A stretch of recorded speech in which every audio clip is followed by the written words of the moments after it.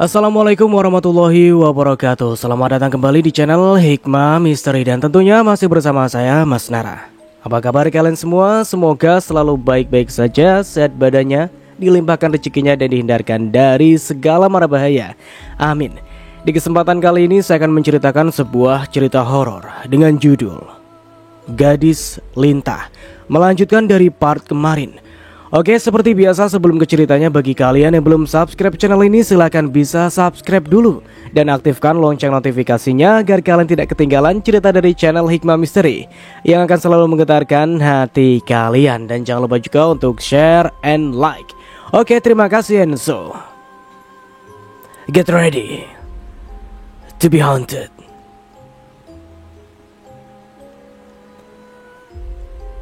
Kok bisa ya si Agus begitu? Sampai-sampai dia tergoda sama mayat Lintang.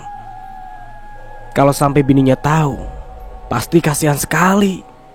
Lele si ember itu pasti berpikir suaminya setia. Lah, tapi nyatanya malah asik-asikan sama mayat. Zainal membuka suara. Joko lantas menghentikan aktivitasnya. Iya juga sih. Aku tadi aja sempat kaget loh. Bayangkan saja, si Lintang kan sudah lumayan lama meninggalnya. Kok bisa dia sampai ketemu sama mayat dan diajaknya tidur gitu? Apa enaknya tidur sama mayat?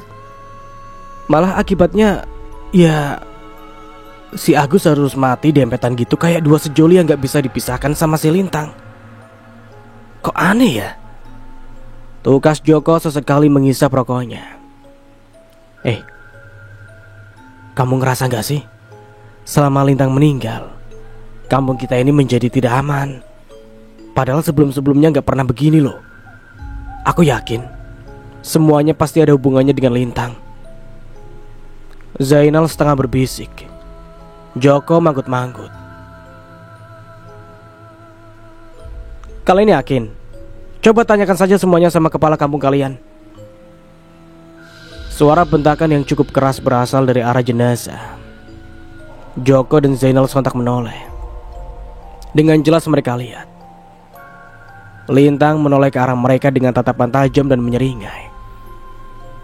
Seperti biasa, Joko dan Zainal tanpa komando berlarian meninggalkan begitu saja tugas mereka untuk menjaga mayat Agus dan Lintang. Mereka tak mungkin akan pasrah disapa oleh mayat Lintang. Di sisi lain, Laila nampak gelisah bolak-balik dari dalam kamar keluar. Pandangannya terus melihat pintu depan yang sejak tadi telah ia buka. Dia bingung karena sejak semalam suaminya, Agus, tak menampakkan batang hidungnya. Dia ingin saja menyusul suaminya semalam. Hanya saja dia takut jika dia berjalan keluar rumah malam hari, justru akan langsung bertemu dengan arwah Lintang seperti yang sudah-sudah. Dia akhirnya memutuskan menunggu suaminya pulang saja. Menunggu suaminya pulang membuatnya tersiksa. Pasalnya dia sulit memejamkan mata dan sesekali mendengarkan suara dari luar rumahnya, berharap suaminya akan datang. Namun hingga pagi menjelang, orang yang dia tunggu-tunggu juga tidak kunjung tiba. Kemana sih tuh orang? Apa iya dia marah kusuruh cari uang yang banyak-banyak, kusuruh kerja keras sampai-sampai lupa pulang? Gak biasanya dia begini. Paling lama juga pulang jam 10 malam sebelum ada teror hantu si Lintang. Lah, ini kok bisa-bisanya pagi pun gak ada muncul. Tunggu aja kalau dia pulang. Awas kamu mas, kalau pulang gak bawa uang banyak, jangan harap kamu ku kasih makan. Sungut Laila. Dia sudah benar-benar kesal. Laila mulai mengumpulkan pakaian yang kemarin tak sempat dia cuci kembali. Dengan perasaan kesal karena suami tak kunjung pulang, dia gegas menutup pintu setelah baskom cucian ada di gendongannya. Dengan langkah ringan, dia menuruni anak tangga. Saat di jalan, Laila berpapasan dengan Tini, sang tetangga. Tini juga membawa pakaian di ember kecil dengan peralatan mandinya. Kegiatan mencuci dan mandi di sungai adalah kegiatan setiap harinya mereka lakukan. Dari kejauhan nampak motor butut Agus dikendarai oleh Bowo dan seorang teman lainnya yang dibonceng di belakangnya. Hal ini tentu saja membuat Laila bingung. Dia memperhatikan kedatangan motor suaminya hingga mendekat ke arahnya dan juga Tini. "Kok motor suamiku kalian yang bawa? Terus Mas Agusnya kemana?" tanya Laila heran, memperhatikan Bowo dan temannya turun dari motor. Maaf, motor ini memang sengaja kami bawa karena sebelumnya ibu mohon lebih bersabar ya. Ya Bu, suami ibu, Pak Agus, baru saja ditemukan dalam keadaan mati gancet. Mata Laila membulat dan seakan hendak keluar dari tempatnya. Laila menggelengkan kepalanya berulang kali. Dia tak percaya dengan apa yang ia dengar. "Kalian itu kalau pagi-pagi begini jangan bercanda. Apalagi bercanda soal yang masih hidup terus dibilang mati. Hati-hati sama karma. Main-main kalian itu gak lucu. Gak ada lucu-lucunya sama sekali." Laila menganggap kedua warga itu bergurau dengannya dengan niat menakut-nakuti dirinya. "Kami tidak main-main, Bu. Pak Agus memang ditemukan dalam keadaan mati gancet dengan mayatnya Lintang. Yang menemukan mayatnya pertama kali Zainal. Dia awalnya ingin mencari rumput, tetapi malah ketemu Agus yang menindih mayat Lintang. Lebih tepatnya, dia meninggal dalam keadaan berdempetan, Bu," sahut Bowo dengan mimik wajah serius. Laila tak bisa berucap apa-apa. Tubuhnya seketika lemah dan dia langsung terduduk begitu saja menangis sesenggukan.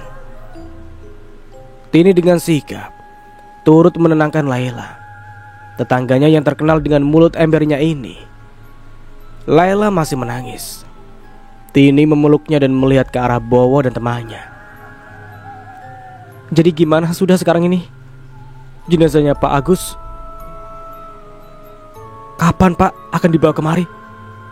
Suara Tini terdengar pelan. Dia sendiri juga syok mendengar berita ini. Benar-benar tak masuk akal. Seseorang yang sudah lama meninggal diajak tidur oleh Agus, apalagi meninggalnya dengan cara tak wajar. Tiba-tiba Laila berdiri dan menghapus air matanya yang menganak sungai. "Aku akan minta tanggung jawab Ningsih. Ini semua karena kelakuan keponakannya. Semua kejadian di kampung kita berawal dari kematiannya. Aku mau si Ningsih diusir saja dari kampung ini." Tegas Laila masih dengan hati yang teriris-iris mengetahui kematian suaminya yang mendadak. Mereka bertiga hanya bisa diam saja mendengarkan Laila murka. "Kalian kenapa diam saja? Sekarang juga temani aku ke rumah Ningsih. Kita harus mendebonya supaya mau bertanggung jawab atas kematian yang menimpa warga kampung. Aku yakin sekali jika Ningsih tidak terima dengan kematian keponakannya dan juga saudaranya. Makanya dia membangunkan mayat Lintang supaya membalaskan rasa sakit hatinya kepada warga. Aku tak akan terima itu. Dia juga harus mendapatkan balasannya. Bila perlu, bakar dia hidup-hidup." Mereka bertiga melongo mendengar ucapan Laila. Laila benar-benar menjalankan rencananya untuk mendatangi Ningsih, meminta pertanggungjawabannya atas apa yang terjadi pada suaminya. Dia sampai lupa dengan jenazah suaminya yang seharusnya dia urus. Bowo bersama temannya, Hadi juga Tini, hanya bisa mengikuti langkah cepat Laila menuju rumah Ningsih. Peringatan Bowo mengenai jenazah Agus sama sekali tak dipedulikan perempuan yang masih belum punya anak dari suaminya tersebut. "Masalah ini jauh lebih penting. Biarlah urusan jenazah Mas Agus diserahkan ke Tuan Wijaya saja selaku kepala kampung. Aku tidak akan mundur dan merasa tak puas jika Ningsih tak mendapatkan balasannya. Aku yakin sekali perempuan itu tukang sihir, tukang santet. Bila ini terus dibiarkan, akan ada korban-korban lainnya." Laila sudah gelap mata. "Astagfirullah, Bu. Bu Laila harusnya mengurus pemakaman suami ibu terlebih dahulu. Soal ingin meminta tanggung jawab Ningsih bisa kita lakukan setelahnya. Ibu Laila sabarlah dulu. Kami janji bersama warga lainnya akan mendebo Ningsih secepatnya. Sebab warga lainnya juga turut resah dengan hal ini. Tolong yang sabar ya, Bu." Kata-kata Tini membuat langkah Laila terhenti. Lagi dia kembali menangis. Hatinya begitu tersayat mengetahui suaminya yang tak pulang semalaman, tahu-tahunya sudah menjadi mayat. Setelah beberapa saat hatinya tenang, dia mengangguk mengiyakan untuk ikut bersama Bowo, membawanya melihat jenazah suaminya yang katanya mati ganca tersebut. Baiklah, Bu Lela ikut dengan saya saja untuk melihat mayat Pak Agus. Untuk Butini dan kamu Hadi, temani saja Butini menghadap warga satu persatu untuk memastikan mereka akan ikut kita berdemo di tempat Ningsih. Apa yang dikatakan Bu Lela memang ada benarnya. Semenjak Lintang meninggal, disusul ibunya lalu satu persatu kematian menimpa warga desa. Dan ini perlu ada solusinya. Perintah Bowo kepada Tini dan Hadi. Tak lama Bowo membonceng Lela dan pergi meninggalkan mereka berdua. Tinggal Hadi dan Tini yang bersama-sama memberitahukan warga lainnya mengenai keinginan Lela dan meyakinkan warga jika memang Ningsih ada hubungannya dengan beberapa kematian warga desa. Kalau menurutku ya, kematian Lintang itu tidak ada hubungannya dengan Ningsih deh. Tahu sendiri kan, Ningsih aja rumahnya bersih dan tidak pernah ada apa-apanya di dalam. Misal kayak orang memelihara jin itu, penampakan rumahnya biasanya gelap, kurang penerangan dan terasa mencekam. Berbeda sekali sama si Ningsih yang kerjanya gesit dan pembersih itu. Aku jadi ragu. Tutur Hadi yang ternyata tak setuju jika Ningsih didemo warga. Ya, aku juga sebetulnya gak setuju. Karena Ningsih biar orangnya keras kepala, tapi hatinya baik dan tidak pernah ada masalah dengan siapapun. Malah Bu Lela yang sering bermasalah dengan orang. Tapi kita lihat saja pendapat warga lainnya. Apa mereka akan menyalahkan Ningsih atau tidak? Urai Tini dengan terus melangkah di samping Hadi. Menurutku, apa yang sudah menimpa warga, semua ini karena arwah Lintang yang penasaran dan membalas dendam. Tapi selama hidupnya, jika kita tidak pernah mengganggunya, kurasa akan aman-aman saja. Tahu sendiri, gimana yang meninggal itu adalah tukang ojek yang sukanya main perempuan. Ya mungkin saja mereka pernah bertindak kurang ajar sama si Lintang. Akhirnya Lintang setelah menjadi hantu, ya jadinya balas dendam. Tini manggut-manggut mendengarkan penjelasan Hadi. Iya sih, betul juga ya. Setauku, sihir mau sehebat apapun, tetap saja nggak bisa membangunkan orang yang sudah mati. Kemarin aku sama Widya jelas-jelas melihat si Lintang di siang hari mendatangi kami loh. Kami tentu saja takut dan langsung pingsan. Hadi tak bisa menahan tawanya. Tini yang keceplosan pun tersipu malu. Sudahlah, sebaiknya kita pergi saja ke tiap-tiap rumah warga, memberitahukan mereka terkait keinginan untuk mendemo Ningsih. Kalau setuju berarti kita membawa mereka ke hadapan Ningsih. Tapi kalau tidak ya udah kita pulang aja. Saran Hadi. Tini pun menganggukkan kepalanya. Kok bisa? Kening Wijaya terlipat mendengar kabar meninggalnya Agus dalam keadaan gancat. Kabar yang dibawa oleh dua orang warganya. Dia diam. Setahunya, dirinya bersama Mbah Jiwo sudah tidak lagi melakukan santet kepada siapapun, sehingga tidak mungkin ada korban lagi. Dan dia sudah menunaikan semua hutangnya mengorbankan beberapa orang agar dia bisa memangku jabatan sebagai kepala kampung. Kematian Agus tentu saja di luar perkiraannya. Wijaya menarik nafas panjang kemudian mengembuskannya perlahan. Dia harus melaporkan hal ini kepada Mbah Jiwo.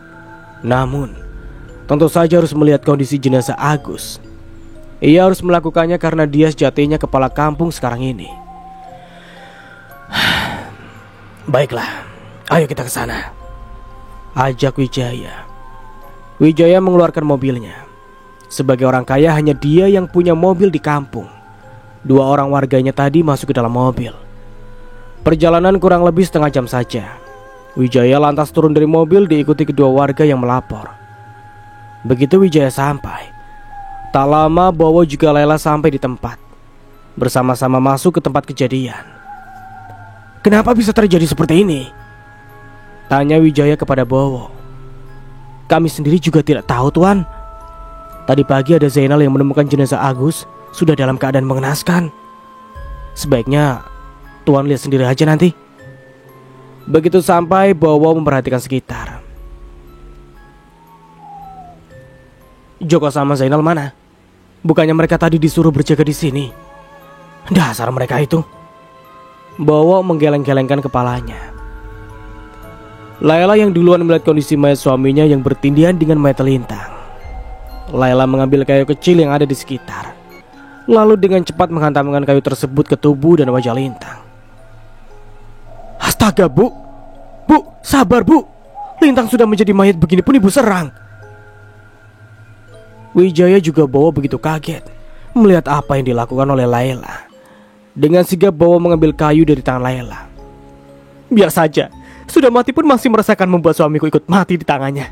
Dasar perempuan gatal, tak tahu diri, sungutnya dengan tangan yang masih ingin memukul.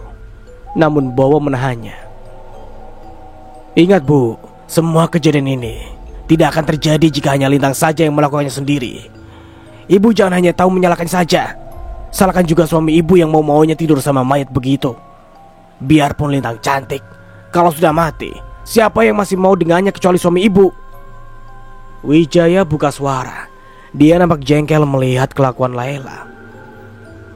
Layla terdiam kaget mendengar kalimat yang dilontarkan kepala kampung. Dia menunduk dan menangis jadi-jadinya. Bowo akhirnya menenangkannya dengan memegang pundaknya.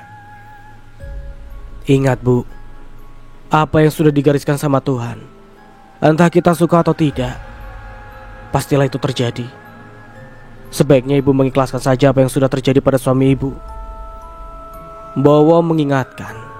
Layla semakin membenamkan wajahnya di kedua telapak tangannya. Tuan, Bu Layla minta semua warga demo. Katanya semua kematian yang menimpa warga adalah campur tangan Ningsih. Menurut Tuan bagaimana? Bowo berbisik pelan di telinga kepala kampung itu. Wijaya pun tersenyum sumringah. Itu bagus. Dengan begitu semua kesalahan akan dilimpahkan kepada mereka. Aku malah senang karena apa yang kita lakukan supaya aku naik menjadi kepala kampung akhirnya tercapai. Bila perlu usir Ningsih dari kampung ini, sambut Wijaya. Bowo yang notabene suruhan kepala kampung itu pun mengangguk. Kita tunggu hasil kerja Hadi dan Tini yang merupakan tetangga Layla. Oh ya, selain minta diusir, Bu Layla ini maunya agar Ningsih dibakar hidup-hidup. Wijaya mengangguk kesenang. Aku senang sekali dengan apa yang terjadi. Aku pikir kematiannya ini akan membuat tuduhan semakin besar kepada Ningsih selaku keluarga Lintang. Dan ini harus kita teruskan. Gunakan kemarahan warga untuk membuat keluarga Puji tersiksa seumur hidup. Terlihat sekali bara dendam di mata Wijaya. Keinginannya untuk memperistri Lintang yang ditolak mentah-mentah oleh Puji membuatnya sakit hati. Dia begitu ingin sekali menjadikan Lintang istrinya yang kelima. Wijaya tak pernah ditolak apapun keinginannya. Cinta ditolak, Bajiwa suruhannya bertindak, membuat segala kekacauan di kampung ini. Tugas kamu bersama Wahyu sekarang mengompori seluruh warga agar melaksanakan rencana demo ke Ningsih sekarang juga. Jangan ditunda-tunda lagi. Ini kunci mobil, pakailah untuk menjemput Wahyu. Setelah itu, kamu tahu apa yang harus kamu lakukan selanjutnya. Tugas selesai, maka bonus akan menunggumu. Seketika mata Bowo berbinar berhayal mendapatkan uang berlimpah dari hasil kerjanya nanti. Setelah menerima kunci kontak mobil, Bowo lantas pergi. Sedangkan Wijaya memerintah 2 orang warga untuk mencari daun lebar untuk menutup jenazah Agus. Warga lainnya datang membawa keranda, dan saat itu juga dilakukan prosesi pemakaman. Kita tidak bisa menunggu warga lainnya memandikan. Dan yang lainnya, Bu, maaf, tapi jenazah suami ibu akan langsung dimakamkan supaya tidak banyak warga yang melihat dan semakin membuat cerita yang tidak-tidak. Ibu tidak mau malu kan? Kata Wijaya. Layla mengangguk setuju. Layla sendiri sangat malu dengan apa yang dia lihat. Suaminya meninggal dalam keadaan mengenaskan. Mati gancet adalah mati dengan cara memalukan. Biasanya mati dengan cara ini akan terjadi saat sepasang sejoli yang belum menikah Akan tetapi, melakukan hubungan suami istri di kawasan pemakaman. Yang terjadi pada Agus tidak semestinya. Agus meninggal gancet dengan jenazah Lintang di antara semak-semak saja. Laila saja malu melihatnya, apalagi sampai warga lainnya melihatnya. Entah dia akan menaruh di mana mukanya itu. Sebagai kepala kampung, saya akan mengurus jenazah ini dengan baik, dan ibu tidak perlu khawatir. Selesai pemakaman nanti, ada anggota yang siap mengantarkan uang belasungkawa ke rumah ibu. Sekarang ibu sebaiknya pulang saja beristirahat. Biar nanti salah satu warga yang mengantar menggunakan motor suami ibu tadi. Laila mengangguk. Tak banyak kata yang terucap dari mulutnya seperti biasanya. Kesedihan masih terasa mendalam di hatinya. Iya, aku juga curiganya begitu. Bayangkan saja, sejak Lintang mati karena melahirkan Lintah, lalu satu persatu warga diteror mulai Lintah, yang mungkin adalah anak-anak yang dilahirkan Lintang waktu itu. Terus penampakan arwahnya Lintang. Dan satu persatu pula tukang ojek meninggal dengan cara tragis. Semuanya serasa tak masuk akal. Jika memang Ningsih sebagai satu-satunya anggota keluarga yang masih hidup dan membalas dendam, bisa saja kan itu terjadi, kata Widya saat rumahnya didatangi Hadi dan Tini. Hadi dan Tini saling memandang tak percaya. Tini membuka suara. Tapi bisa saja kan arwah Lintang hanya membalas dendam atas apa yang terjadi. Masa iya ini ada hubungannya dengan Ningsih? Jadi mau gimana lagi? Laila dengan mulut embernya siapa yang tak sakit hati dan jengkel. Jadi sasaran Ningsih juga membalas dendam. Apalagi Laila pernah ribut dengan Ningsih waktu itu. Syukur saja ada Pak Soeharto yang melerai dan meminta Laila pergi. Kalau enggak, pasti lebih ribut. Yang namanya orang dendam mana ketahuan. Hati orang sama seperti lautan, tidak bisa diukur. Kelihatannya baik, ujung-ujungnya menyimpan misi balas dendam, saut Widya. Tini tersenyum mendengarnya. Pakai misi segala, serius amat. Kamu itu cocoknya jadi penasihat kepresidenan. Bicaramu hebat sekali menilai orang lain. Kamu kalau ngomong mesti hati-hati. Takutnya hantu Lintang malah ada di antara kita, malah berabe nanti. Tini tak bisa menahan tawa. Widya mencibikkan bibirnya dengan dongkol. Sudahlah, kita ambil suara saja. Kamu setuju demo Ningsih apa tidak? Tanya Hadi sembari menatap wajah Widya dengan serius. Setujulah. Sekarang juga aku akan langsung ikut kalian mendemo Ningsih. Hadi manggut-manggut saja. Berarti sudah ada sekitar 15 orang yang setuju dan siap melakukan demo. Aku dan Tini hanya bertugas mencatat saja. Kami tidak ikut-ikutan. Saranku saat mendemo, sebaiknya tidak perlu pakai kekerasan. Kita jangan sampai salah lagi menghakimi orang, seperti yang pernah terjadi pada Lintang. Cukuplah Lintang korban dari kejahatan kita waktu itu. Jangan ada lagi, harap Hadi. Alah, kamu itu masih anak kecil, tahu apa? Baru juga naik bujang, sudah sok kasih tahu orang tua macam aku. Aku tahu apa yang akan aku lakukan. Lagian yang terjadi sama Lintang itu juga bukan kesalahan warga. Kampung kita ini tidak pernah suka dengan perempuan yang tiba-tiba hamil tanpa suami. Itu buat sial saja namanya. Apa mau kamu? Kampung kita sial hanya gara-gara kerjaan satu orang yang menodainya. Kami waktu itu hanya meminta Lintang berterus terang dia hamil dengan siapa. Tapi nyatanya dia diam saja. Dan akhirnya baru kita tahu dia melahirkan ribuan Lintah. Jadi jangan coba-coba mengajari kami apa yang harus kami lakukan. Kalian sebaliknya lanjut lagi meminta pendapat warga mengenai hal ini. Aku ikut ya. Hadi menjawab dengan helaan nafas. Akhirnya, setelah mendatangi satu persatu rumah warga, seluruh warga kompak akan mendatangi rumah Ningsih untuk meminta pertanggungjawabannya mengenai hadirnya arwah Lintang yang sudah meresahkan dan menimbulkan korban jiwa. Warga yang berniat demo ke rumah Ningsih dimanfaatkan oleh Wijaya dan para pesuruhnya untuk membuat warga percaya apa yang sudah terjadi sepenuhnya kesalahan keluarga Ningsih. Setelah pemakaman Agus selesai, Wijaya berencana akan melaporkan rencana demo warga kepada Mbah Jiwo secepatnya. Wijaya menuruni anak tangga yang ada di rumahnya menuju tempat persembunyian Mbah Jiwo. Itu sudah langkah bagus. Mbah turut senang mendengarnya. Tapi kamu harus tetap berhati-hati. Sebab kematian Agus tidak ada hubungannya dengan Mbah. Itu murni kematiannya sendiri. Mungkin saja Lintang sudah mulai beraksi mendatangi dan meneror warga. Mbah Jiwo berkata sambil mengelus janggut putihnya yang mulai memanjang tersebut. Berarti benar kalau Lintang sudah menjadi hantu dan sekarang ini ikut meneror warga. Mbah Jiwo mengangguk cepat. Kamu juga harus hati-hati, karena bisa saja kamu yang akan dia datangi. Mbah akan memberikan gelang yang sudah Mbah baca-baca buat kamu pakai.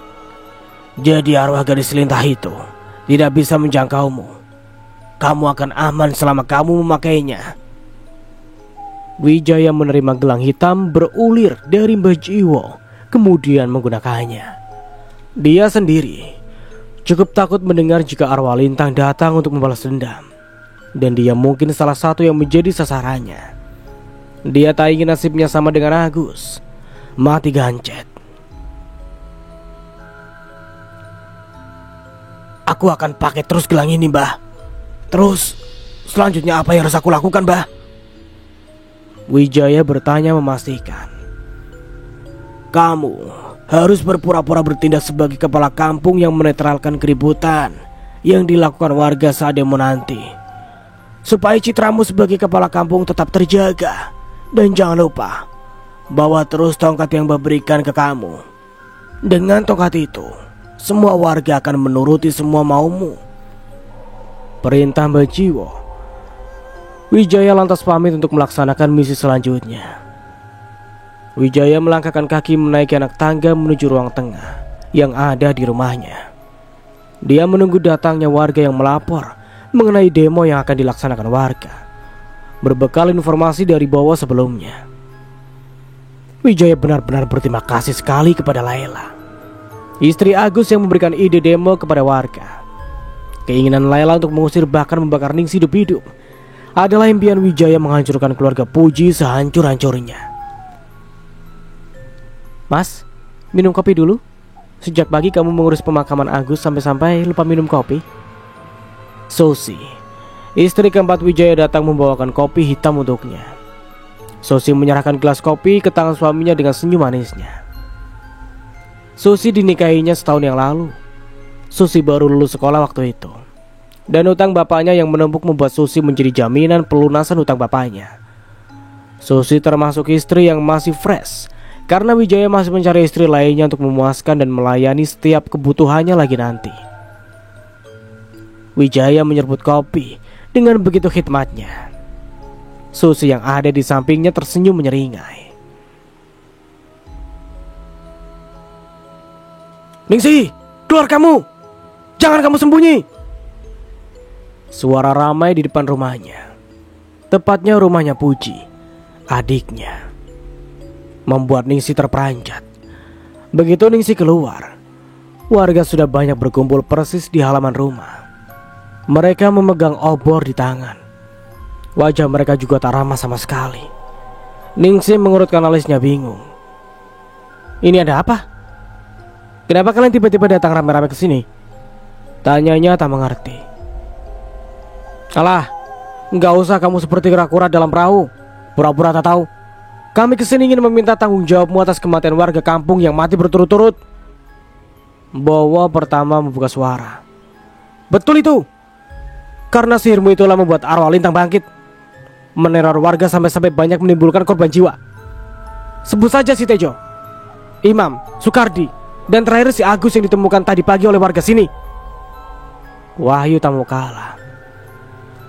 Bowo dan Wahyula yang mengompori warga agar mendemo Ningsih yang dianggap menggunakan sihirnya dan menyebabkan petaka bagi orang kampung yang satu persatu mati dengan cara tak wajar.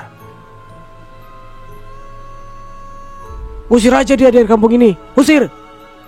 Warga mulai berteriak. Sekar dan Ayu yang baru saja datang langsung mendampingi Ningsih. Sihir? Apa aku tidak salah dengar? Sejak kapan aku pakai sihir? Itu perbuatan yang menyekutukan Allah. dan perbuatan dosa yang sangat besar. Aku tak mungkin melakukannya. Jika kalian diteror dan didatangi arwah Lintang, mungkin saja kalian masih banyak dosa padanya karena kematiannya. Lintang bangun dari kuburnya bukan kesalahanku. Ningsih ikut berteriak membela diri. Dia tak terima. Sudahlah, sebaiknya kau mengaku saja. Coba kalian pikirkan saja. Mulai dari kematian Lintang, lalu disusul ibunya si Puji, dan setelah itu satu persatu tukang ojek di kampung kita ini mati. Dan semuanya mati dalam keadaan mengenaskan. Coba pikirkan saja, apa itu bukan sihir namanya? Bowo masih mengemban misinya, meyakinkan warga agar menghukum Ningsih selaku anggota keluarga Puji sesuai arahan Wijaya. Kalian pikir saja, apa yang cocok hukumannya begini bagi penyihir seperti dia? Ajak Wahyu kepada warga yang berkumpul dan berada di belakangnya.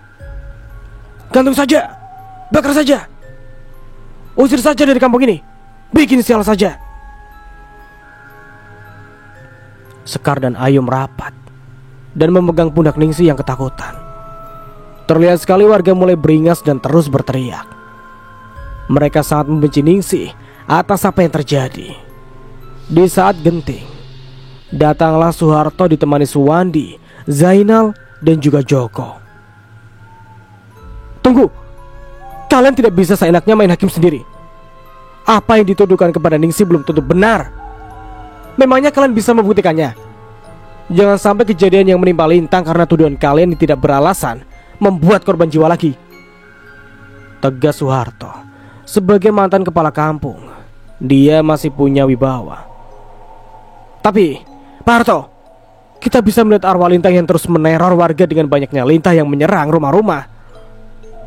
Tapi lucunya hanya rumah Ningsih yang bersih dari serangan. Selain itu, setelah arwah Lintang menghantui warga, tiba-tiba saja satu persatu warga meninggal dengan cara yang tidak wajar. Jadi kalau bukan kerjanya Ningsih membangunkan Lintang, siapa lagi? Hanya dia anggota keluarga yang tersisa, dan pasti ingin membalaskan dendam kematian adik juga keponakannya itu. Seru salah satu warga. Kalau hanya meruntuhkan kejadian tanpa bukti, tidak bisa dijadikan alasan kalian kesini. Kalian juga tidak bisa seenaknya menuduh aku sebagai pelakunya. Apa yang kalian lakukan malam ini tak berdasar sama sekali. Saut Ningsih. Kedatangan Soeharto dan teman-temannya memberinya kekuatan untuk menjawab tuduhan warga. Iya, aku lebih percaya pada Ningsih. Keluarga mereka ini orang baik, jadi tidak mungkin Ningsih melakukannya. Kalian hanya bisa menuduh saja tanpa bukti. Suamiku menjadi salah satu korban meninggal karena ikut acara dangdutan di rumah Tuan Wijaya. Tapi aku sama sekali tak pernah menyalahkan Ningsih. Itu sudah takdirnya. Jelas Ayu. Warga mulai diam.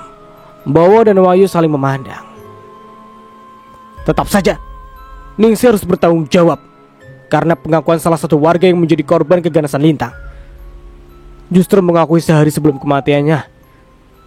Katanya ketakutan karena diteror penampakan Lintang. Aku yakin Lintang tidak mungkin menghantui warga kalau saja tidak ada orang yang membangunkannya. Bayangkan saja Lintang sudah mati beberapa waktu yang lalu. Jika dia ingin menghantui seharusnya malam setelah kematiannya, dia langsung menjadi arwah penasaran. Bowo masih ngotot dengan prasangkanya. Iya betul, pasti Ningsih pelakunya. Siapa lagi? Bakar saja rumahnya, usir dia dari kampung kita ini. Sebelumnya kita aman saja. Tapi sejak kematian Lintang, hidup kita tak tenang karena terus dihantui. Sambung Wahyu. Dan tanpa kata-kata lagi, dia langsung melempar obor ke teras, diikuti oleh Bowo. Seketika saja api langsung menyebar. Ningsih gegas masuk ke dalam kamar Puji, ingin mengambil kertas catatan sebelum Puji mengakhiri hidupnya. Dia perlu bukti untuk menutup mulut warga. Dia sempat mencarinya ke sana kemari. Diam sejenak.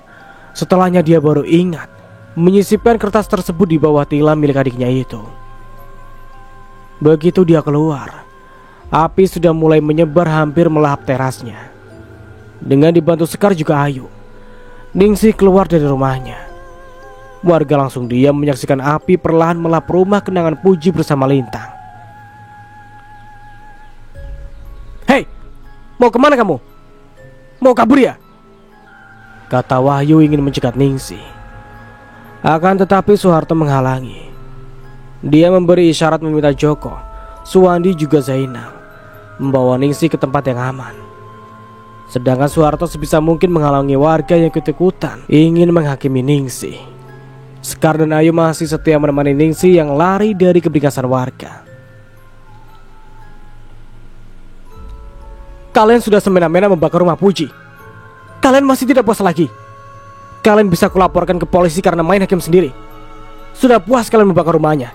Sekarang kalian semua bubar, teriak Soeharto. Warga diam dan ingin menurut. Bayu dan Wahyu tak tinggal diam. Bayu langsung mengayunkan sebilah kayu yang ada di tangannya, kemudian memukulkannya persis di kepala Soeharto. Soeharto oleng dan merasakan cairan kental turun dari kepalanya perlahan. Pandangannya kabur. Kali ini bukan hanya Bowo, Wahyu juga melakukan hal yang sama.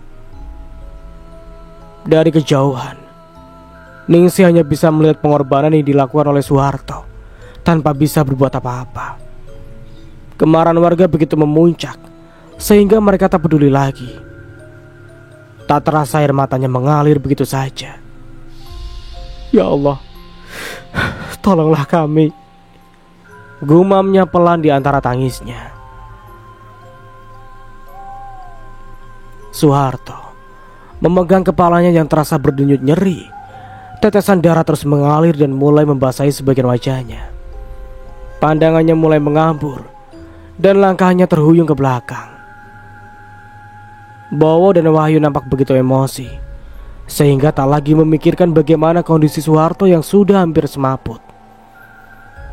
Ketika mereka akan melayangkan pukulan kembali, tiba-tiba saja terdengar suara teriakan yang membuat Bowo, Wahyu, juga seluruh warga yang ada di sana menoleh.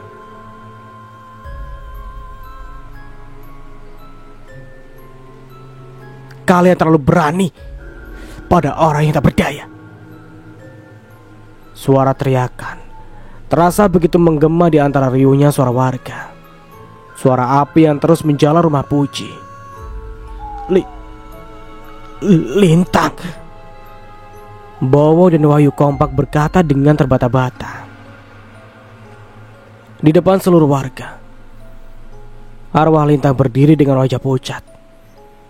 Mata menghitam dan pandangannya begitu tajam kepada seluruh warga. Warga mulai ketakutan. Perlahan Lintang mulai muntah berulang kali mengeluarkan begitu banyak lintah dari mulutnya. Setelahnya, kedua tangannya mengarahkan lintah-lintah yang bergerak di bawah kakinya untuk bergerak menyerang seluruh warga yang ada di sana. Lintah tersebut seakan mengerti dan langsung bergerak cepat menuju rombongan warga. Warga mulai panik. Hebatnya lintah tersebut mengepung tempat sekitar sehingga tak ada lagi tempat untuk menghindar atau bersembunyi dari lintah-lintah yang mulai mengganas itu. Warga mulai meloncat ke sana kemari saat lintah menaiki kaki dan badan mereka. Sekuat apapun mereka melepas lintah yang sudah menempel, pasti tidak berhasil. Hanya suara teriakan yang begitu riuh dari warga yang tadinya menghakimi bibinya.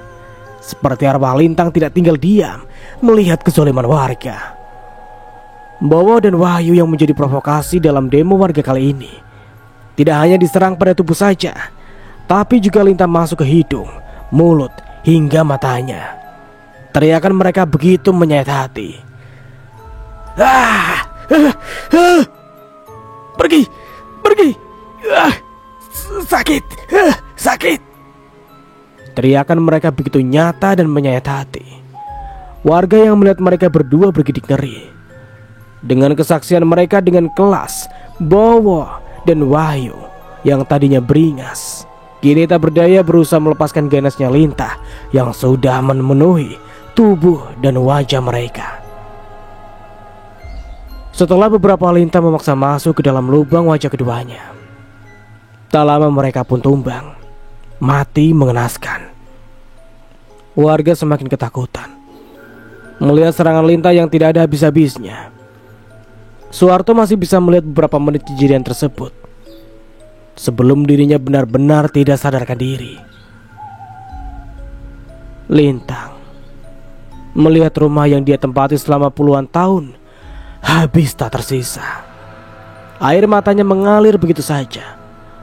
Lintang mengarahkan pandangannya kepada warga yang berkumpul. Warga semakin takut, apalagi Lintang semakin mendekati ke tubuh mereka. "Lintang, tolong kami, maafkan kami." Salah satu warga memohon ampun, diikuti warga lainnya. "Iya Lintang, kami minta maaf. Tolonglah. Kami janji tidak akan mengusik keluargamu dan orang-orang yang membelamu. Kami mohon." Sebut yang lainnya. Lintang tak menyaut. Ia diam lalu membalikkan tubuhnya kemudian menghilang, bersamaan dengan Lintang yang tadi menyerang warga. "Alhamdulillah. Terima kasih ya Lintang. Terima kasih," seru warga saat Lintang dan Lintah tak ada lagi di hadapan mereka. Mereka begitu bersyukur atas pengampunan nyawa mereka.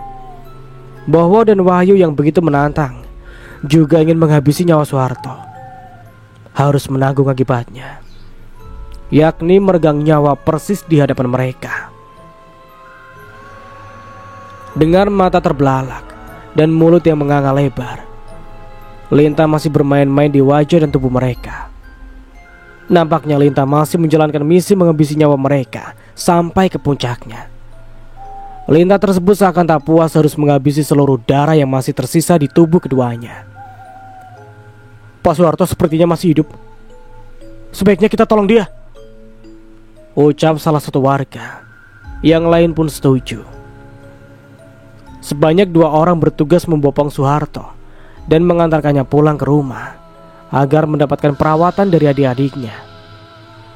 Sedangkan warga lainnya kembali pulang ke rumah dengan perasaan takut yang masih menggelayut dalam pikiran mereka. Tanpa berbicara, hanya sorot mata yang menandakan bahwa mereka tidak akan berani macam-macam lagi dengan Lintang dan siapapun yang membelanya. Jika mereka berani, siap-siaplah Lintang akan mendatangi mereka dan dipastikan mereka akan bernasib sama dengan Bowo dan juga Wahyu. Ngeri. Bagaimana dengan nasib Pak Harto? Dia sudah mati-matian membela aku, gumam Ningsih. Sabar saja Bu Ningsih. Kita sendiri juga belum tahu bagaimana nasib dia. Kami diperintah oleh Pak Soeharto untuk membawa lari dan melindungi ibu. Kita berharap semuanya akan baik-baik saja.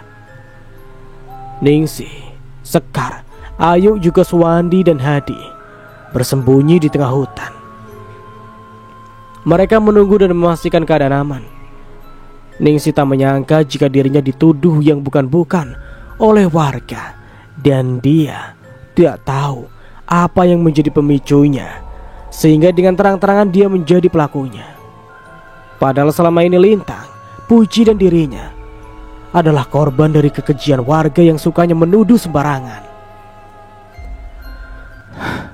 Kita akan menunggu di sini sampai kapan? Bisakah kita melihat Pak Soeharto sebentar saja? Kita kembali lagi ke rumah Puji tadi, pinta Ningsih kepada Suwandi. Suwandi nampak berpikir, kemudian melihat kepada Hadi meminta persetujuan. Meski usia Hadi lebih muda darinya, hanya mereka berdua laki-laki di sana. Hadi mengangguk. Suwandi pun ikut mengangguk kembali sembari melihat Ningsih. Seakan mendapat lotre berhadiah. Ningsih begitu senang. Dia senang karena bisa melihat keadaan Soeharto yang sudah menjadi pahlawan bagi dirinya. Tapi kita tetap berhati-hati ya.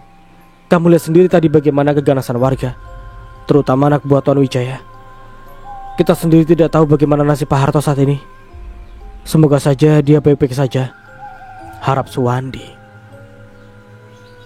Iya Pak, kita berhati-hati saja. Terima kasih buat semuanya karena sudah membantuku. Aku tidak akan pernah lupakan jasa kalian, termasuk Pak Harto. Dia orang baik. Kami pasti akan melindungi kamu, Ning. Kamu orang baik. Kita hanya perlu tahu saja mengapa semua ini bisa terjadi, saut Sekar. Ningsih diam tertegun. Dia masih memegang kertas catatan bunuh diri milik Puji, dan dia akan mengeluarkannya di saat yang tepat. Mereka kemudian berjalan dengan penuh hati-hati, khawatir masih ada warga yang melihat keberadaan mereka. Tak ada penerangan sama sekali. Mereka hanya mengandalkan sinar bulan yang masuk di antara rimbunnya pepohonan. Tak lama mereka pun sampai di rumah Puji yang sudah habis dilahap si jago merah. Ningsih sedih melihat rumah yang menjadi kenangan lintang tumbuh besar di sana tak tersisa lagi. Ningsih mengindarkan pandangan. Suharto tak lagi ada di sana. Kenapa sepi? Kemana semua warga? Dan apa itu? Bowo sama Wahyu.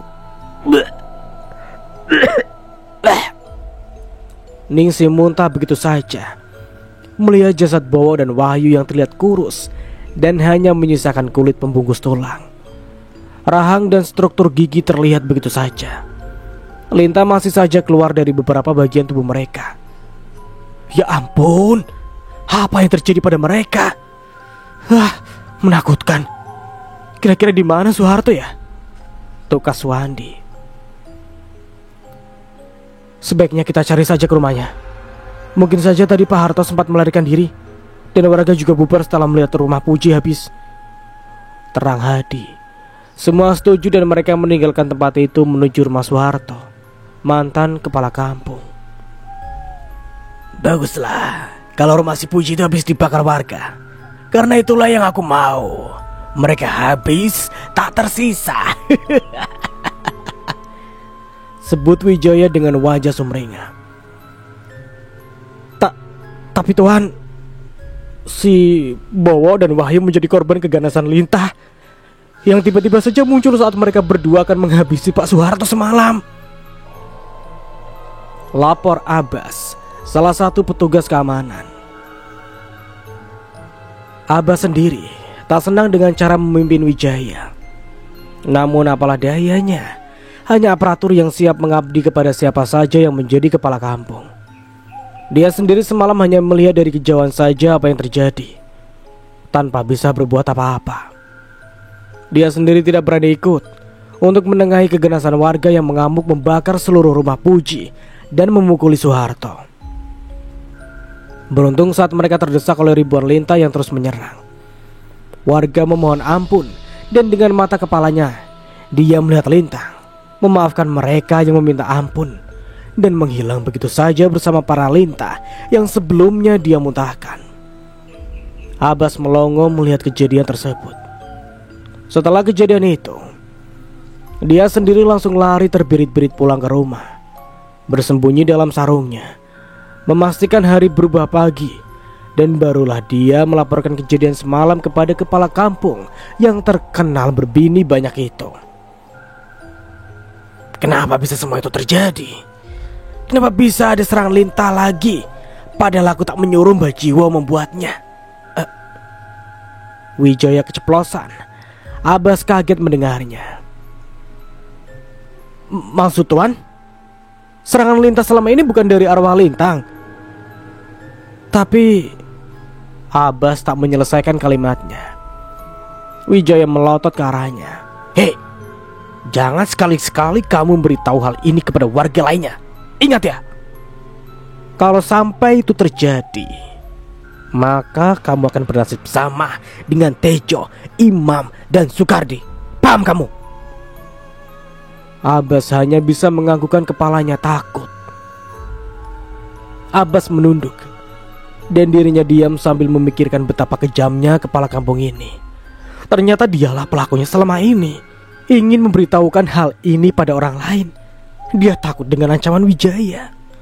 Wijaya dikelilingi oleh orang-orang yang siap bertarung demi dirinya.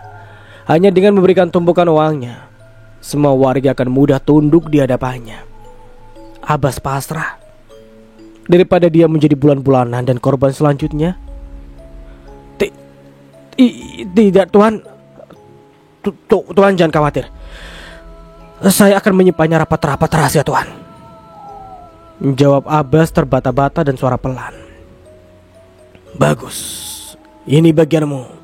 Karena kamu sudah baik mau melaporkan setiap kejadian di kampung ini. Dan saya ingatkan lagi kembali untuk tidak macam-macam dengan kepala kampung seperti saya ini, ujarnya dengan menepuk dadanya dengan jumawa. Abbas mengangguk mengiyakan.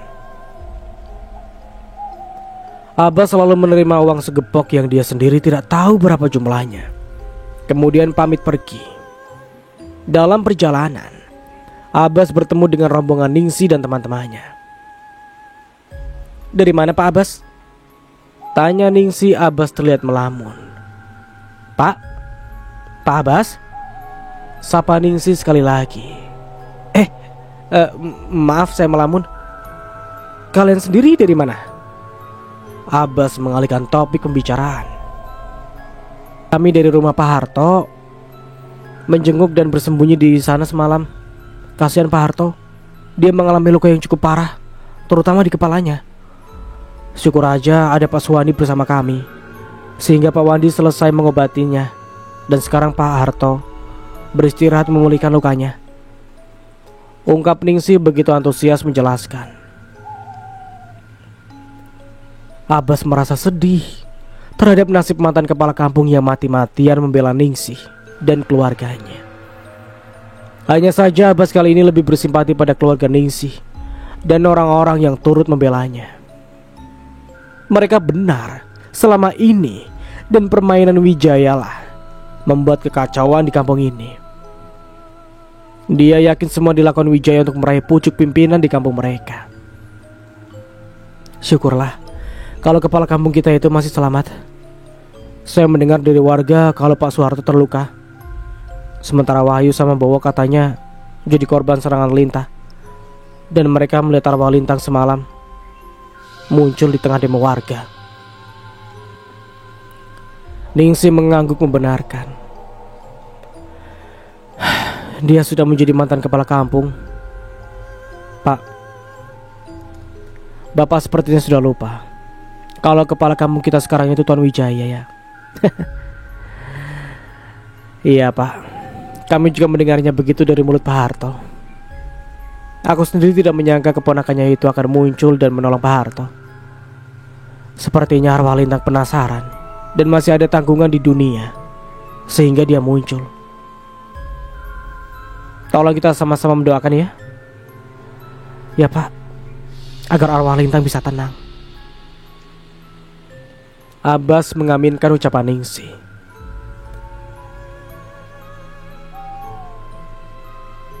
Apa betul arwah lintang semalam muncul, Mbah? Kata Abbas tadi, lintang muncul menolong Soeharto yang ingin dihabisi oleh Bowo dan Wahyu. Dia sepertinya tidak suka dengan warga yang memberontak dan menyalahkan keluarganya, lapor Wijaya kepada Mbah Jiwo, dukun andalanya. Ya, dia sudah muncul beberapa hari ini. Bahkan Agus saja, dialah yang menghabisi. Tapi kamu jangan khawatir, karena ada Mbah Jiwo di sini. Malam ini kamu sebaiknya bersiap, karena dia akan datang kembali. Dan mungkin kamu orang yang akan dia datangi selanjutnya, karena arwah itu datang untuk membalas dendam. Mbah Jiwo mengingatkan. Ya, aku pasti bersiap. Lagian aku punya gelang ulir ini. Tidak mungkin dia bisa menyentuhku. Malah dia sendiri yang akan lari ketakutan melihat kehebatan Mbah juga segelang ini. Wijaya nampak bangga dan tidak takut sama sekali. Sebaiknya kamu jangan menganggap enteng pada arwah satu ini. Dia begitu kuat, dan kematian Agus sama sekali tidak Mbah ketahui. Kapan dia muncul kita tidak tahu. Dan satu lagi, taburkan garam ini di sekeliling tempat tidurmu. Dan malam nanti jangan sekali-kali kamu keluar dari lingkarannya. Wijaya menerima garam yang diberikan oleh Mbah Jiwo. Kenapa harus dikelilingi sama garam ini, Mbah? Tanya Wijaya tak mengerti. Arwah akan takut pada garam ini. Dia akan mundur ketika melihat garam ini. Sebab garam ini sudah Mbah baca, jadi bukan hanya sekedar garam biasa. Ingat, jangan sekali-kali kamu keluar dari lingkarannya. Bagaimana kalau saya kebelet pipis, Mbah? Usahakan tahan. Tapi kalau nggak tahan juga, terpaksa kamu bawa lagi garam di tanganmu dan taburkan dimanapun kamu bergerak. Dan Mbah minta malam ini kamu libur tidur dengan istri-istrimu. Kamu harus dalam keadaan suci supaya fungsi garam itu lebih besar dari dugaanmu. Wijaya manggut-manggut. Jangan hanya manggut-manggut saja. Biasanya godaan ini yang kamu tidak tahan. Usahakan kamu puasa hanya malam ini saja.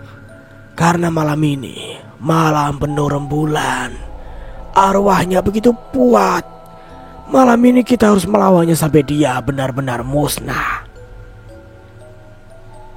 Mbah Jiwo menjelaskan dengan gamblang apa saja yang menjadi tugas Wijaya nanti malam. Wijaya menggaruk kepalanya yang tak gatal. Begitu sulit jika sehari saja dia tidak beromansa dengan para istri-istrinya. Akankah dia berhasil? Oh ya, ada sesuatu yang ingin aku katakan mengenai ini. Ningsi menyerahkan catatan sebelum Puji mengakhiri hidupnya. Suwandi dan Hadi membacanya, kemudian menyerahkannya ke Sekar dan Ayu untuk mereka baca. Mereka berlima cukup kaget dengan apa yang mereka baca barusan. Maksudnya siapa laki-laki yang sudah melecehkannya? Kenapa hal ini kita tidak tahu? Berarti Puji meninggal karena sudah tak tahan dengan beban hidupnya. Selalu dipaksa oleh laki-laki di dalam surat itu pun untuk melayaninya. Terus beban karena baru saja ditinggalkan oleh anak satu-satunya. Kasihan si Puji, sebut Sekar. Suwandi dan Hadi diam berpikir. Surat itu menjadi salah satu petunjuk kita untuk mencari tahu ada apa ini sebenarnya. Kita harus membersihkan nama Puji juga Lintang yang sudah terlanjur menjadi bulan-bulanan warga selama ini. Sambung Suwandi, yang lain pun setuju. Tapi ada yang aneh hari ini, saut Ayu seraya memperhatikan teman-temannya satu persatu. Mereka baru saja melewati rumah warga. Saat mereka melintas, semua warga nampak begitu hormat pada mereka berlima. Maksudnya, semalam Ningsi harus lari begitu juga dengan kita dari amukan warga. Tapi mengapa pagi ini setiap kita melewati rumah warga yang kebetulan beraktivitas di halaman rumah, malah menyapa Ningsi? Dan kita-kita ini dengan ramah lagi. Sebenarnya apa yang terjadi semalam? Ya juga sih. Coba lihat Pak Teguh, yang tadi sedang merumput di halaman. Dia yang menyapa kita seakan-akan lupa dengan kejadian semalam. Terus Ibu Joleha juga ramah banget saat menyiram tanamannya. Padahal orang-orang itulah yang beringat semalam ikut-ikutan si Bowo dan si Wahyu. Mau menghakimi aku semalam padahal. Papa Ningsi merasa heran dan setuju dengan apa yang dikatakan oleh Ayu. Apa mereka ketakutan akan mati seperti Wahyu dan Bowo? Atau ada sesuatu yang lain menggerakkan mereka untuk berbaik kepada kita? Entahlah, aku jadi bingung juga dengan warga. Sekarang aku merasa bingung dengan kampung sini. Pungkas Sekar dengan mencebikkan bibirnya. Sudahlah, semua yang terjadi semalam sepertinya akan menjadi teka-teki juga buat kita. Sekarang lebih baik kita pulang ke rumah masing-masing. Kamu sendiri Ningsi, gimana? Tanya Suwandi memastikan keadaan Ningsi. Aku kembali ke rumahku saja. Tidak mungkin lagi aku kembali ke rumah Puji yang sudah rata dengan tanah. Aku mau tidur beristirahat dulu. Semua badan rasanya lelah. Apalagi semalaman kita tidak tidur. Kita istirahat dulu. Jika ada waktu besok pagi.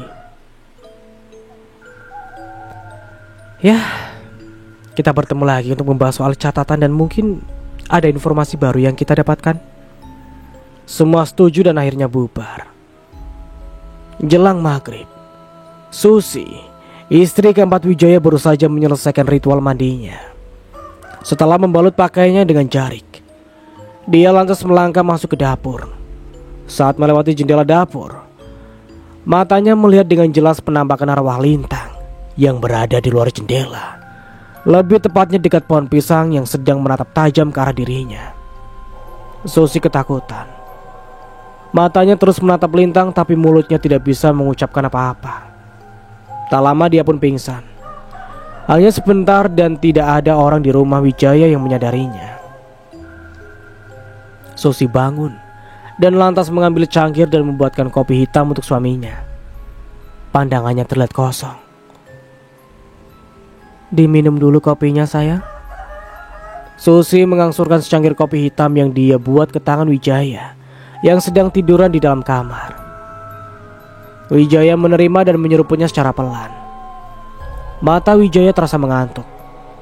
Susi mendekat dan tujuannya melepas gelang yang ada di tangan suaminya. Wijaya tidak menyadari gelang yang digunakan sebagai jimat telah terlepas dari tangannya. Jarik yang digunakan Susi terlepas begitu saja hingga menampilkan tubuhnya yang putih. Wijaya meneguk salivannya. Dia membuang pandangannya. Sesuai dengan peringatan Mbah Jiwo bahwa malam ini dia harus berpuasa tidur bareng istrinya. Tangan lembut Susi memegangnya, membuat Wijaya benar-benar tidak bisa menahannya. Wijaya pun akhirnya tak peduli lagi dengan larangan Mbah Jiwo dan lebih memilih membiarkan kepuasan pada istrinya yang masih muda ini. Setelah berbagi peluk, Wijaya berpakaian dan kembali menyeruput kopinya. Selesai meminum kopinya, mendadak pandangannya mengabur, berkunang-kunang dan kepalanya terasa pusing. Susi. Panggilnya dengan suara lemah. Ia mencari Susi yang tadi tidur di sampingnya. Begitu ia tengok, ternyata Lintang yang berada di sana tersenyum menyeringai. Ia terus menyeringai kepadanya, dan Wijaya tentu saja kaget. Dengan tubuh sempoyongan, Wijaya bangun menghindar dan gegas mencari pisau ke dapur, kemudian kembali ke dalam kamar, lalu menyerang Lintang membabi buta yang masih baring di atas ranjang. Sekejap saja ranjang penuh dengan darah. Mukanya merasa kesakitan. Dalam penglihatan Wijaya, Lintang tertawa puas terbahak-bahak menertawakan apa yang ia lakukan. Wijaya semakin membabi buta melampiaskan kemarahannya. Wijaya berteriak kencang, membacok tubuh dan leher Lintang berulang kali. Suara ketakutan keras di pintu kamarnya membuat Wijaya kaget. Tak lama dua orang laki-laki yang bekerja di rumahnya, Alif dan Dedi, membuka pintu yang ternyata tidak dikunci tersebut. Mata mereka membelalak lebar saat melihat ke atas ranjang yang sudah dibanjiri darah. "Tuan, apa yang kamu lakukan? Ya Allah, Nyonya!" Wijaya terdiam, masih memegang pisau di tangannya yang gemetar. Mereka berdua tertegun melihat Susi yang telah bersimbah darah dengan leher menganga lebar. Matanya melotot ke atas.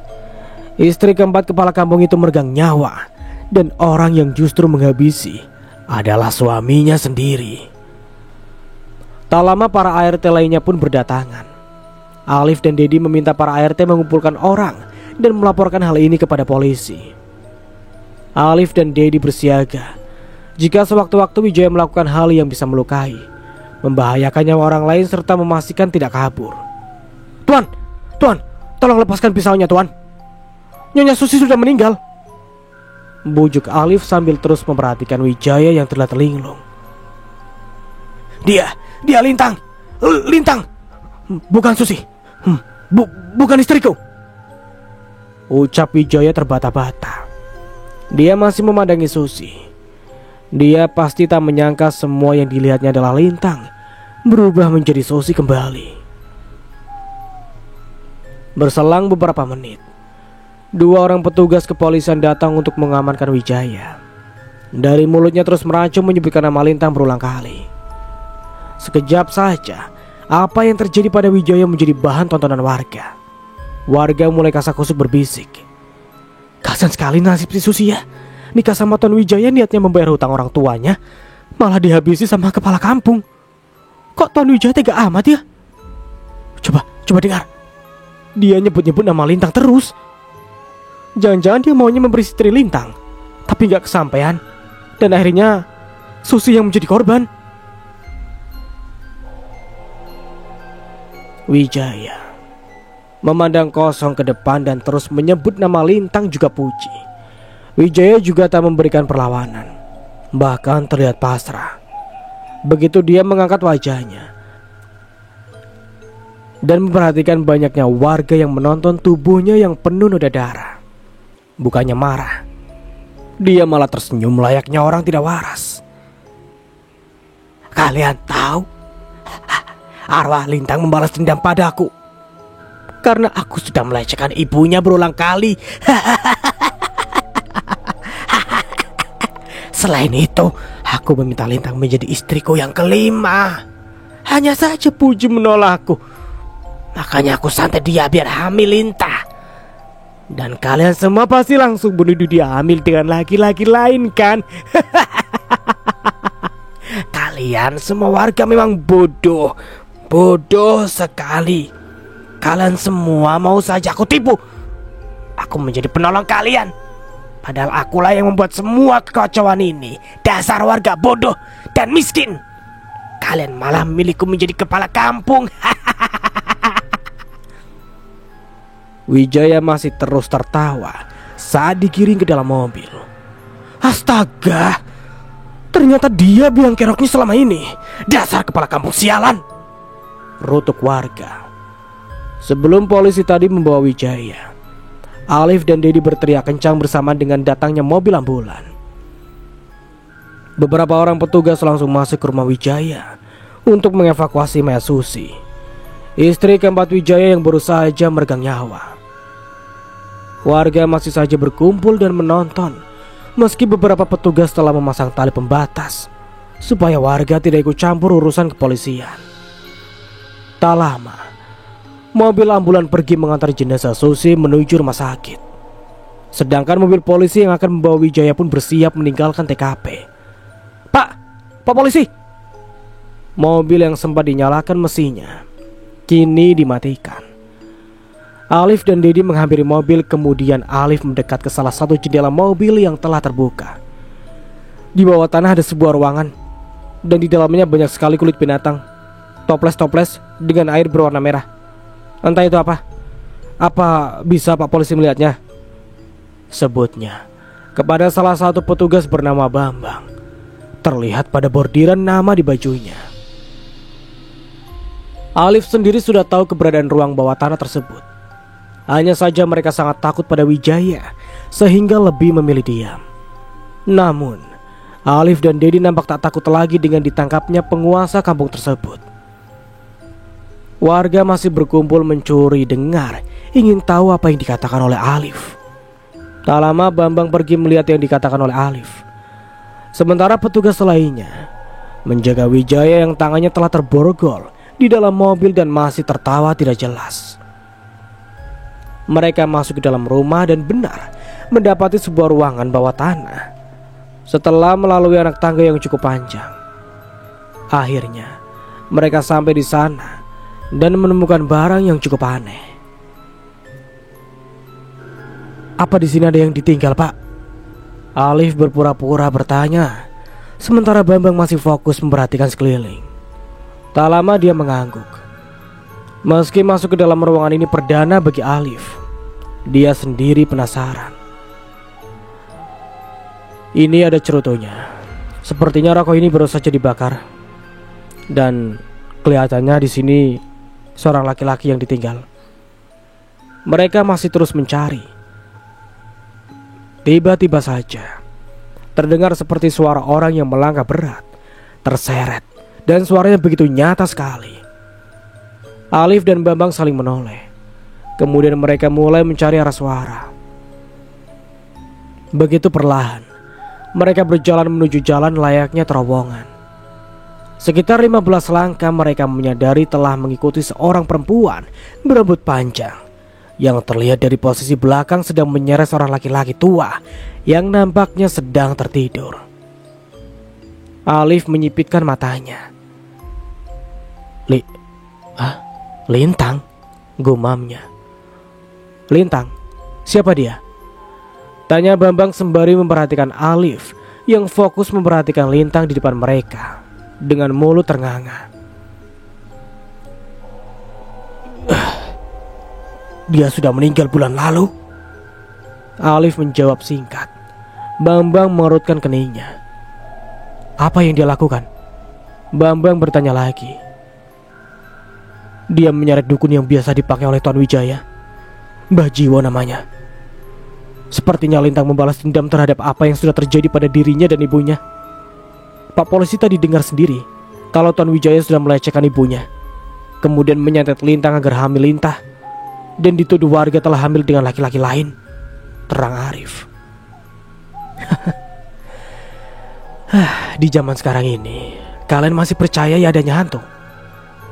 Bambang tertawa pelan. Tadinya arwah Lintang langsung menoleh, menghentikan langkahnya. Pandangan dingin dan tajam melihat ke arah mereka berdua. Bambang mengeluarkan pistol dan mengarahkannya pada Lintang. Lintang tersenyum. Bukannya takut, Lintang mulai berjalan mendekat. Pegangan tangannya menyeret Mbah Jiwo dilepaskan begitu saja. Langkahnya yang gemulai mungkin akan menghipnotis laki-laki manapun yang melihatnya. Tapi tidak dengan Alif yang sudah tahu jika gadis cantik dengan pandangan tajam itu sudah bukan manusia lagi. Alif mundur berdiri persis di belakang Bambang. Berhenti atau aku tembak, ancam Bambang. Lintang makin berjalan mendekat dengan tanpa rasa takut sama sekali. Bambang melepaskan tembakan ke udara sekali dan tak lama melepaskan tembakan persis di kaki Lintang, tepat mengenai kakinya sebelah kanan. Lintang sempat terhuyung ke belakang. Namun dari kakinya yang tertembak, bukannya darah yang mengalir, tapi lintah yang keluar berebutan jatuh ke tanah. Lintang berhenti. Lintah yang kini mengambil posisi maju. Bambang terperangah melihat senyum menyeringai milik gadis lintah tersebut. Bambang kembali menembak tubuh Lintang. Lintah semakin menjadi-jadi keluar dari sana. Begitu cepat tanah terlihat menghitam, mengkilat, dan bergerak-gerak. Ribuan lintah siap menyerang mereka berdua. Suara lintah yang berebutan melangkah seperti suara gemericik air bersautan. Alif merinding. Bambang nampak gemetar memegang pistolnya. Tak lama Lintang muntah dan mengeluarkan lebih banyak lintah dari mulutnya. Alif langsung berlari meninggalkan Bambang sendirian. Bambang masih terpaku di tempatnya. Alif yang sudah berlari menaiki beberapa anak tangga baru menyadari jika Bambang masih belum menyusulnya. Alif menghela nafas kasar dan terpaksa kembali ke tempat Bambang semula. Pak polisi, ayo, kenapa diam saja? Teriak Alif. Alif menarik paksa baju Bambang. Bambang seperti terhipnotis. Tak lama dia kaget dan menuruti Alif untuk segera meninggalkan tempat yang sudah berubah menjadi lautan lintah. Begitu sampai di ujung tangga, Alif segera menutup pintu pembatas antara ruang bawah dan tanah dengan ruangan di rumah Tuan Wijaya. Setelah menutup dan menguncinya, mereka langsung berlari keluar. Semua warga bubar. Lintah sedang menyerang rumah ini. Sebentar lagi lintah-lintah itu akan naik ke permukaan. Sebaiknya kalian pulang dan menyelamatkan diri. Bambang berteriak, memerintah seluruh warga yang masih berkumpul untuk bubar. Keadaan langsung ricuh. Warga masih trauma dengan serangan lintah saat beberapa waktu setelah kematian Lintang. Mereka tak mau terulang kembali. Warga berlarian menuju ke rumah masing-masing. Para ART yang bekerja di rumah Wijaya langsung bergegas pergi dari rumah tersebut. Baru saja sekitar 10 meter warga melangkah meninggalkan rumah Wijaya. Terdengar suara dentuman keras dari sana. Warga melihat dari kejauhan. Mulai pintu dan jendela semuanya hancur begitu saja oleh serangan lintah. Ya Tuhan, tolong kami. Lintang benar-benar marah pada kami, kata salah satu warga sembari menangis ketakutan. Mau menunggu apa lagi? Lebih baik kita langsung lari saja daripada mati sia-sia karena lintah, ajak warga lainnya. Malam itu, warga gegas meninggalkan rumah Wijaya yang sudah dikuasai sepenuhnya oleh binatang menjijikan tersebut.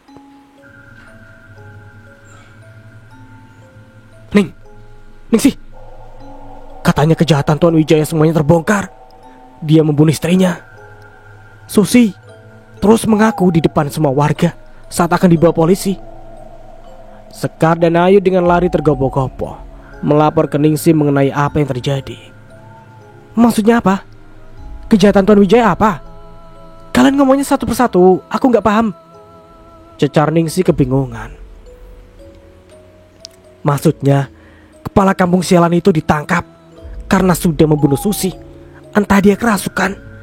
Kerasukan apa? Sampai-sampai Susi dibunuhnya dengan brutal, dan dia mengigau tidak karuan selama dia diangkut menuju mobil polisi, saut Sekar dengan antusias.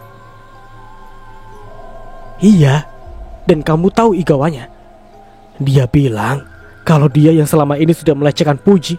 Terus dia niatnya mau menikah Lintang, tapi Puji menolak. Makanya dia sakit hati dan menyantet Lintang supaya hamil Lintang, dan akhirnya sampai mati. Orang itu betul-betul iblis ya. Semua warga akhirnya tahu semua kelakuan busuknya. Tambah Ayu sembari menghala nafas kasar. Berarti catatan bunuh diri milik Puji terjawab. Aku berharap dengan pengakuannya itu membuatnya membusuk di penjara, atau sekalian mati saja. Aku berdoa semoga saja arwah Lintang terus menghantui dia seumur hidup. Ningsih terlihat berapi-api. Dia murka sekali. Aku senang akhirnya semua terjawab dengan sempurna. Dan dengan begini bisa menutup semua mulut-mulut warga yang sudah memfitnah keluarga aku, memfitnah Lintang, aku juga Puji. Kami semua hidup tak tenang karena pembicaraan warga, terutama si Layla itu. Apa dia juga mendengarkan saat Tuan Wijaya mengungkapkan semua kebusukannya? Sekar dan Ayu saling berpandangan. Setelahnya mereka menggelengkan kepala. Kami juga tidak tahu sebab warga begitu banyak berkumpul. Tapi aku yakin dia ada di antara sekian banyak warga di sana. Tapi kedatangan kami ke sini ingin mengajakmu pindah dan mencari tempat yang aman.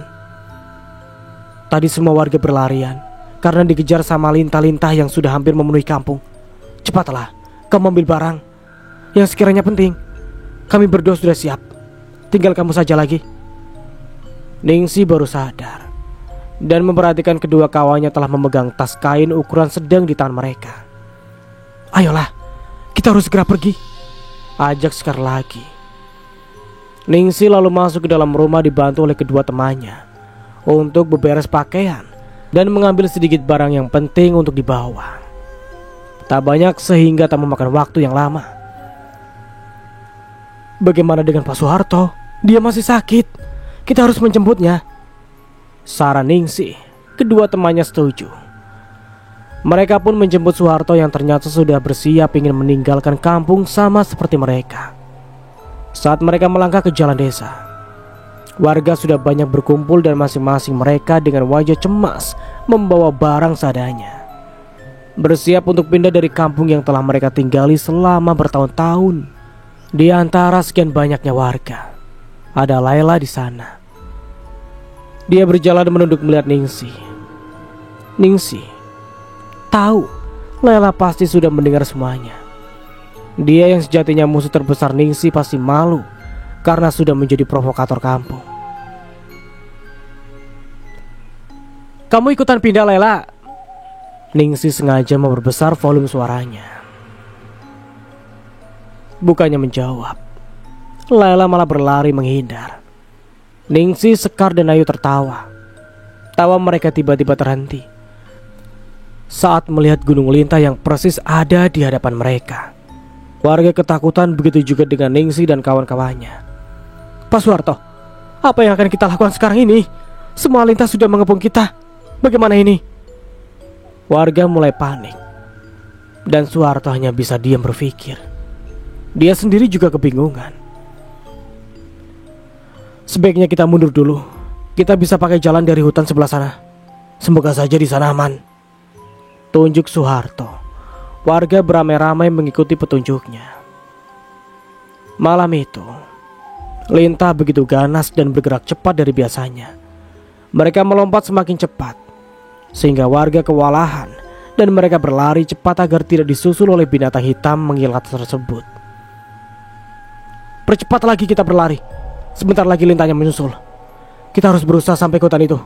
Dan saat di sana, pastikan kita jangan berpencar. Tetap bersatu biar bisa saling memberi pertolongan, perintah Soeharto. Begitu mereka akan masuk ke dalam hutan, tiba-tiba saja sebuah truk yang cukup besar berhenti tepat di hadapan mereka. Mata mereka silau dengan lampu truk tersebut. Tak lama terdengar suara teriakan seorang laki-laki dari truk tersebut. "Ayo semua warga naik!" pinta laki-laki tadi. Warga berebutan naik ke atas truk. Mereka saling membantu satu sama lainnya. Masih ada yang tersisa. Namun 2 buah truk datang lagi dan sudah sebagian diisi oleh warga. Akhirnya semua warga terselamatkan. "Dari mana truk-truk ini?" tanya Soeharto kepada salah satu supirnya. "Semua truk ini bantuan dari kepolisian untuk mengevakuasi semua warga kampung. Kemungkinan kalian akan dibawa dulu ke tempat yang aman dari serangan Lintah," sahutnya. Soeharto pun lega. Ketiga truk tadi berjalan lewat jalan perbatasan yang tidak terjamah oleh serangan Lintah. Di sana juga tidak ada penduduk sama sekali. Mereka melakukan perjalanan sekitar 3 jam dan setelahnya semua warga diturunkan di sebuah perkampungan. "Kalian semua silakan turun. Dari kepolisian sudah menyiapkan tenda dan tempat tinggal. Ya, untuk sementara. Untuk kalian tinggal di kampung ini," titah para supir. Akhirnya, dimulai malam itu semua warga benar-benar pindah ke kampung baru dan berjanji tidak akan pergi ke kampung mereka sebelumnya. Kampung yang telah penuh dengan Lintah. "Apa nama kampung kita ini, Pak?" tanya Suwandi yang juga ikut dalam evakuasi kepolisian. "Kampung Cinta Damai. Disinilah kalian akan memulai hidup baru," sahut salah satu supir.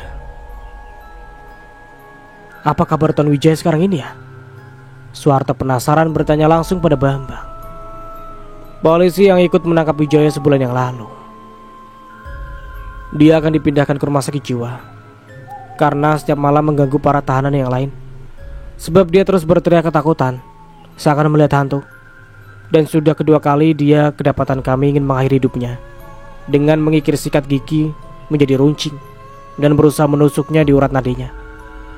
Syukur saja anggota kami tahu." Keterangan Bambang membuat Soeharto tersenyum, apalagi dengan Ningsih. Akhirnya dia mendapatkan karmanya. Karma sudah membuat kekacauan di desa. Awalnya berpura-pura menjadi kepala kampung yang bisa menyelesaikan masalah, padahal dialah sebenarnya pembawa masalah itu sendiri, gumam Soeharto pelan. Ningsih yang berada di samping Soeharto mengangguk setuju. "Aku berharap dia hidup sengsara dulu dengan dihantui rasa bersalah atas kesalahannya. Setelah itu dia mati dengan pelan-pelan. Itu sudah hukuman yang cocok buat dia, mengingat jejaknya yang begitu buruk terhadap kita semua, terutama pada keluarga aku.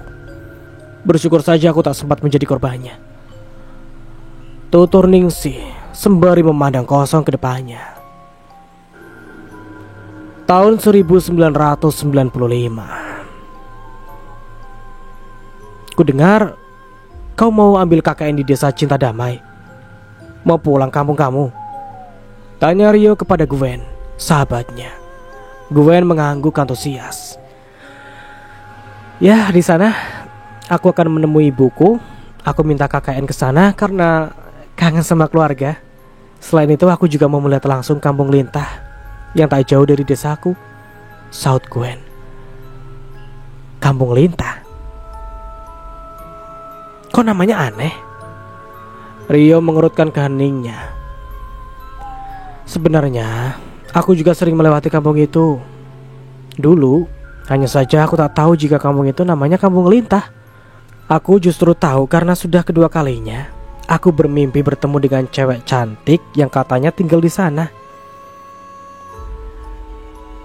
"Cie, rupanya sambil menyelam mau minum air kamu ya? Pura-pura pergi KKN padahal niatnya mau ketemu cewek cantik. Padahal hanya dalam mimpi loh. Secantik apa sih? Aku juga mau ikut dong," pinta Rio menggoda Gwen yang hingga berumur 25 tahun masih betah menjomblo. "Namanya Lintang, Orangnya cantik, putih, dan langsung pipinya sebelah kiri itu bikin aku teringat terus sama dia. Terang Gwen sambil mesam-mesem. Rio menjepikan bibirnya. Ya sudah kalau gitu ke sana. Aku juga mau ikut. Gwen langsung protes dengan tatapannya. Eits, jangan salah sangka dulu. Aku juga KKN di tempat yang sama denganmu. Nih, lihat berkasnya. Aku Rio Dewanta, anak dari Asi dan Bintang Dewanta, KKN di Desa Cinta Damai bersama Gwen Saputra, anak dari Lela dan Dedi Setiawan. Tuh, Rio membaca keras-keras kertas pengumuman KKN mereka. Gwen pun pasrah. Rio tergelak. Gak apa-apa deh, aku ikut kamu. Minimal aku bisa membantumu tidak kikuk di depan ibu tirimu itu. Si Lela yang cerewet itu kan? Kata Rio. Gwen tersenyum pelan. Ya, bapaknya Gwen yang duda waktu itu menikah dengan Lela yang katanya berasal dari kampung sebelah, bersama warga lainnya kala itu, untuk menghindar dari serangan lintah. Gwen sendiri tidak mengerti kampung mana yang dimaksud. Ya sudah, besok pagi-pagi kita berangkat. Tutup Gwen lalu merebahkan diri di atas kasurnya. Dia dan Rio memang satu kos bersama. Keesokan paginya, Gwen dan Rio langsung tancap gas melakukan perjalanan. Saat melintasi kampung lintah, mereka turun dari sepeda motor untuk beristirahat.